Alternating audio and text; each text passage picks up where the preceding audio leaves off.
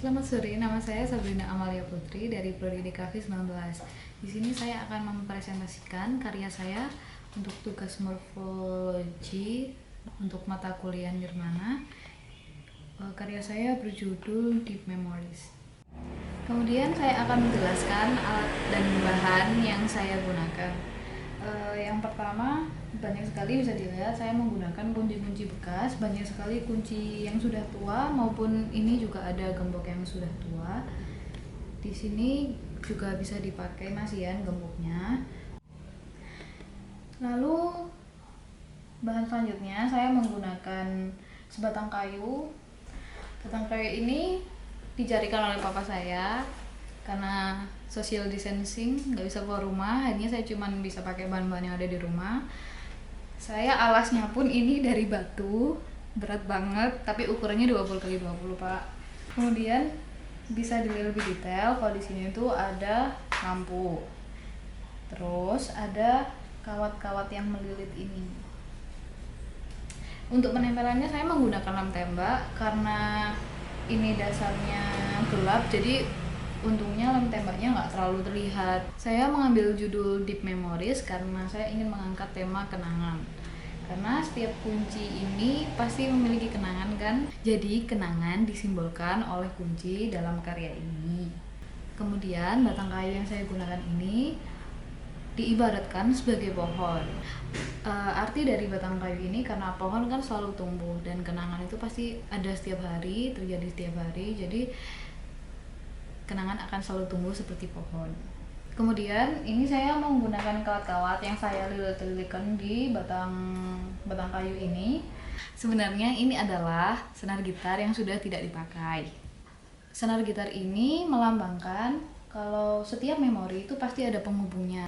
Bisa dilihat di sini, saya meletakkan kunci-kunci ini dan terhubung oleh kawat-kawat antara kunci satu dan lainnya. Dan itu berarti setiap memori pasti ada hubungannya. Di sini ada makhluk atau karya yang terlihat seperti bentuknya seperti monyet.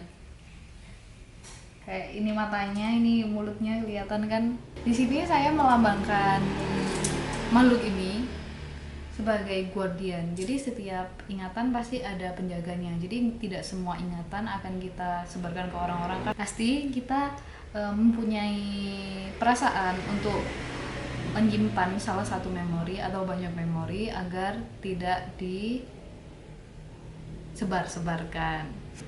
Kemudian kenapa saya meletakkan kunci-kunci seperti ini? Itu juga melambangkan dari kenangan-kenangan atau memori. Seperti ada kunci yang menggantung, ada memori juga yang menggantung.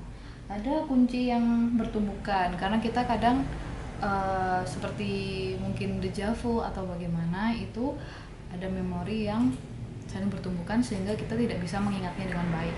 Lalu di belakang ini ada kunci yang bertebaran juga dengan berbagai jenis, ada yang berkarat, ada yang tidak. Kemudian ini juga melambangkan memori itu juga bisa jatuh, juga bisa berkarat dan akhirnya dia hilang. Lalu ada kunci-kunci yang berdiri ini seperti yang di sini, dia juga guardian, tapi guardian yang kecil-kecil. Kemudian yang paling ikonik adalah gembok besar ini. Ini saya sengaja gemboknya masih bisa diangkat karena ini gemboknya walaupun sudah tua ini masih berfungsi dengan baik, masih bisa dikunci, masih bisa dicopot juga kuncinya. Menurut saya ini adalah keunikan sendiri karena setiap kunci pasti mempunyai gembok dan setiap kunci juga bisa membuka pintu. Nah, di sini kan berarti memori-memori itu bisa membuka pengalaman baru, membuka memori baru. Setiap memori juga akan memberikan pelajaran baru bagi kita. Dan yang terakhir saya akan menjelaskan tentang lampu yang ada di sini. Lampu di sini tuh sebenarnya klasik ya, artinya seperti ide. Nah, jadi setiap memori kadang membuat kita memicu sebuah ide, terus kemudian bisa juga untuk pertahanan diri karena mungkin saja di masa lalu kita ada kenangan yang menyedihkan atau kenangan yang buruk, itu bisa menjadi pelajaran buat kita dan tidak akan terulang lagi. Sekian presentasi saya untuk tugas nirmana morfologi ini. Mohon maaf jika kurang berkenan atau ada kata-kata yang salah. Terima kasih, selamat sore.